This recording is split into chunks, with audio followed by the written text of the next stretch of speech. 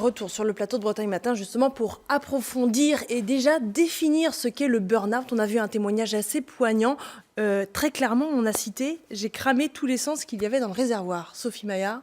C'est exactement ça. C'est vraiment le burn-out, le syndrome d'épuisement professionnel, donc épuisement physique et psychique, avec une perte totale d'énergie physique et puis mentale, avec un blocage au niveau des émotions, soit plus d'émotions, soit toujours comme en alerte, comme quand on subit du stress chronique.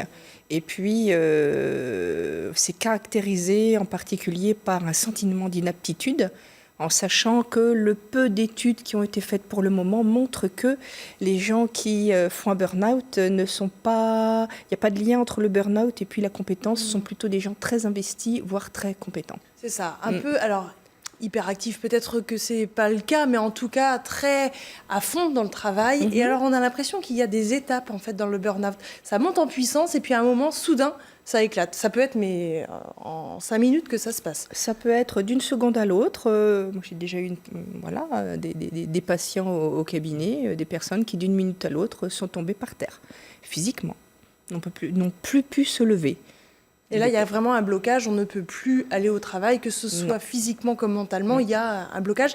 Alors, charge à vous de dénouer ça. Comment dénouer ça, alors déjà, avant tout, le repos est extrêmement important, puisque sont en jeu, au niveau du stress chronique, qui est un élément indispensable pour parler de burn-out, mettent en jeu les hormones de stress, l'adrénaline et le cortisol, qui peuvent retrouver un équilibre uniquement avec le repos, en sachant que le repos ne guérit pas le burn-out. Après, il faut prendre conscience des sources de stress et c'est à chacun de les identifier parce qu'elles ne sont pas les mêmes pour tout le monde. C'est vraiment un travail individuel et il y a besoin de poser du changement. Comme vous le disiez en fait tout à l'heure en définissant le terme, c'est beaucoup lié justement au travail. On y met beaucoup d'énergie, beaucoup d'envie, on a peut-être des missions qui sont inatteignables. En fait, on a l'impression quand même que le burn-out vient avec l'évolution aussi de nos sociétés. Aussi, dans les pays occidentalisés, avec les grandes entreprises qui proposent des managements différents, avec le sens du travail qui commence à se perdre. Pour certaines personnes, ne savent plus pourquoi elles sont là, avec des objectifs qui ne sont absolument pas accessibles. À force, les personnes sont toujours dans le plus et toujours dans le mieux. Et il y a un moment où ce n'est plus possible.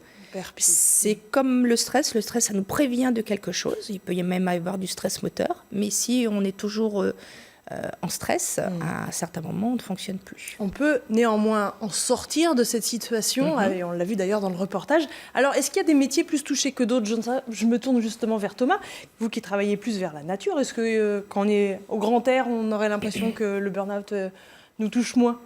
C'est une fausse idée. Ça peut être une fausse idée, effectivement. On a un cadre de travail qui est assez idyllique, on travaille dehors, mais on a des problématiques notamment de plus en plus présentes sur l'investissement et trouver des financements. Et c'est vrai qu'en association, on peut aussi être amené à beaucoup travailler, à se dépasser pour faire vivre les structures, essayer de travailler beaucoup. Et du coup, ça peut générer ce genre de cas. Pour l'instant, dans notre association, il n'y a pas trop de soucis, ça se passe plutôt bien. On va reparler de votre association, mais effectivement, ce que vous disiez... Le ressenti de précarité est un facteur... Le ressenti de précarité, les objectifs inatteignables, on le disait. Est-ce que Jean-Marc, justement, vous qui êtes toujours très actif, vous côtoyez aussi peut-être des gens qui sont à la limite du burn-out, comme on dit ? Malheureusement, dans mon entourage, j'ai des connaissances qui ont été diagnostiquées en burn-out.